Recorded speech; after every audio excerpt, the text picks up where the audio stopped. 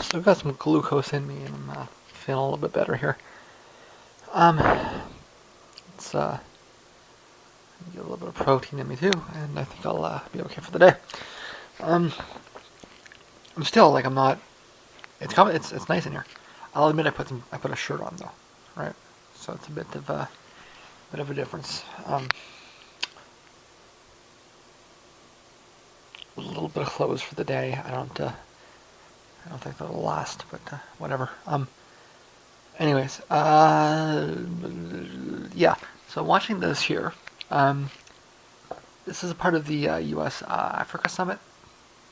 I don't know how much more of this they're going to put up here, but they've put up quite a few videos. It seems to be important to the State Department to get this information online. I'm not quite sure why, especially considering that so much of it seems to be so shady. I skipped over a lot of it just, I mean, because I'm, stuck reading between the lines, like Biden's address where he's explaining ways to not be corrupt, but like practically winking at the camera saying, yeah, but, we do the opposite. Like it was the most Orwellian thing I've ever seen. I think I mentioned already that like he cited Colombia as an example of the U.S. fighting corruption. If you can believe that, to have the audacity to stand up in a public forum and say that, it's just like outrageous, right? Like somebody sitting there, it's on the public record. Somebody's gonna fact check you, Biden, and this is like Biden's deep state. Biden knows what's going on, right? Biden was involved in Iran Contra. Okay, he's been behind the scenes forever. Okay, so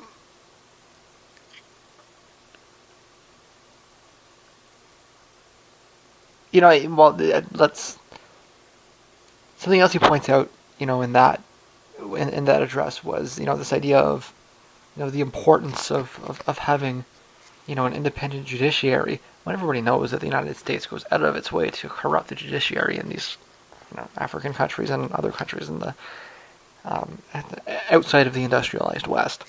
So yeah, it was just the most ridiculous thing I've ever seen, and that's just one example of like many. It's a theme through this, you know. I kind of I know how to consume this kind of media, right? I know how to listen to a dignitary talk and disentangle what they're saying. So I was thinking that this would be I'd get a little bit of a little bit of bullshit, but at the end of the day, it's just a summit, right? There's nothing to talk about really, right? But it's like I said, they put a lot of effort into this, and okay, here's just another example. They're talking about something called the OGP, the Open Government Partnership, or Open Government something, and what they're talking about is that like the language coming from Samantha Power was about making citizens angry at their governments, angry in order to work them up to release details, and it's just like the most. It really doesn't take a lot of background to realize that the U.S. state people, including Samantha Powers, were all but acknowledging that the purpose of this OGP program is to create instability in strategic locations, and on top of that, to act as an espionage source. So it's one of the things that the U.S. is doing. I mean, and there's lots of things. The Americans, they fund NGOs all over the place, right? And it's under the veneer of doing civil society work. When I mean everybody that's informed on the topic knows that these people are largely insider agents. A lot of them are literally CIA, and they're sent in to create a mess, right? It's one of many destabilization tactics.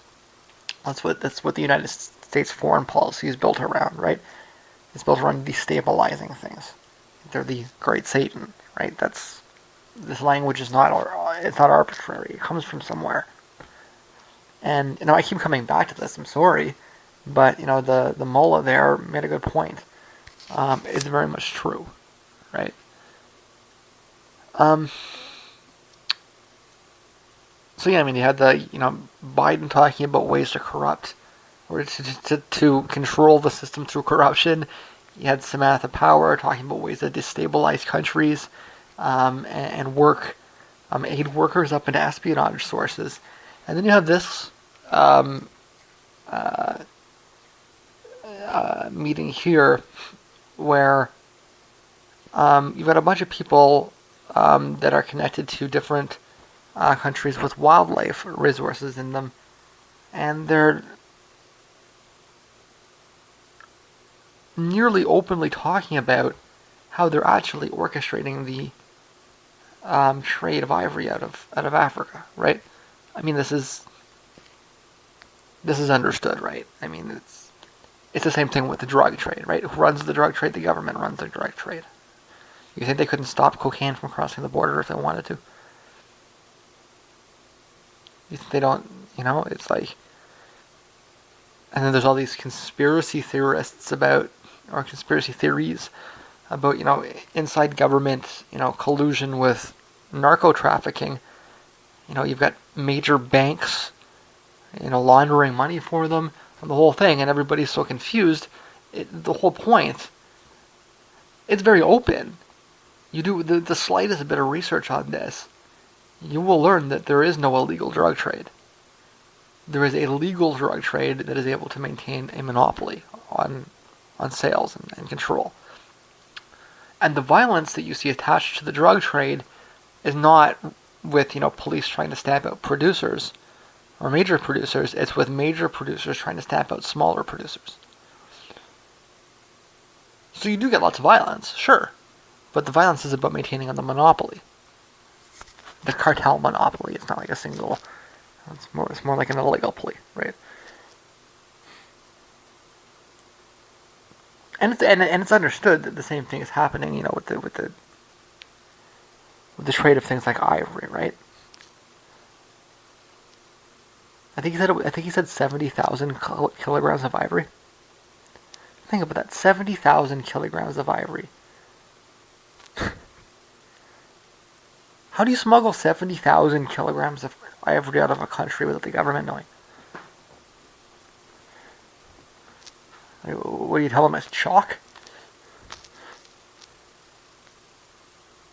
That's a lot of ivory. That's a fucking lot of ivory. That is literally a shit ton of ivory.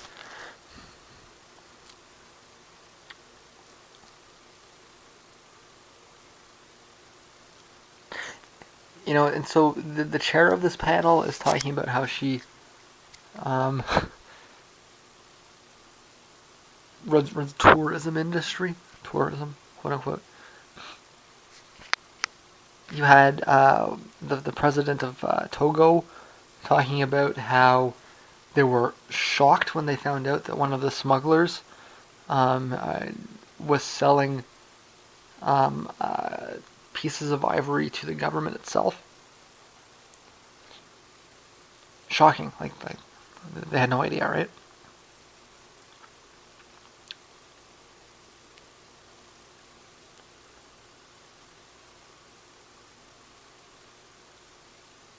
Like I said, I was just gonna watch it and forget about it, but like it's just wave after wave, and like I said, I don't know why. If I was them, I would not want this on the internet because like it doesn't take me to be able to see this. I think that it's so heavy-handed that it's impossible to miss.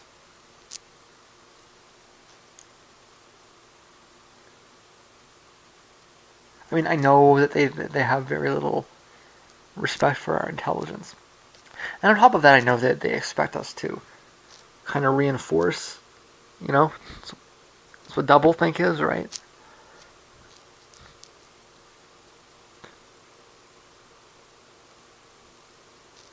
People will go along with it.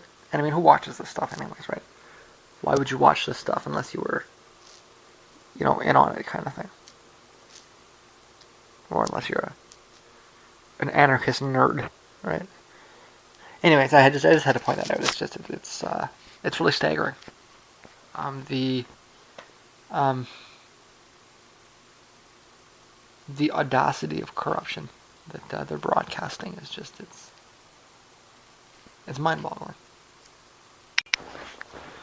Okay, but now that I've got it, I've opened this can of worms. Okay, so this is one example of a type of orwellian language that I'm talking about. Okay, they talk about how they are catching 50% less poachers than they were previously, right? So, sometime, in the past they caught, 1,000 poachers, and now they catch 500 poachers. Those are random numbers that don't mean anything, right? But he did say the number 50%. So he claims that because they're catching 50% less poachers, or they're catching half as many poachers as they were previously, therefore poaching has decreased by 50%.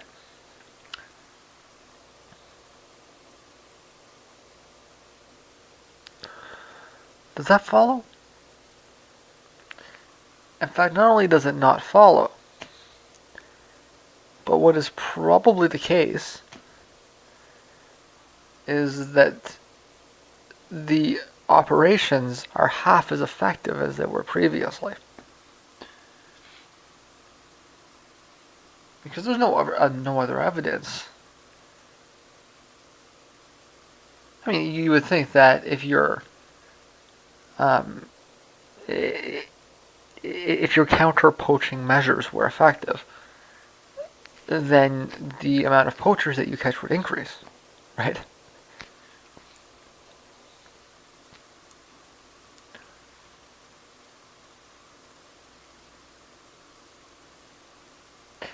That guy's the president of a country in Africa called Tanzania.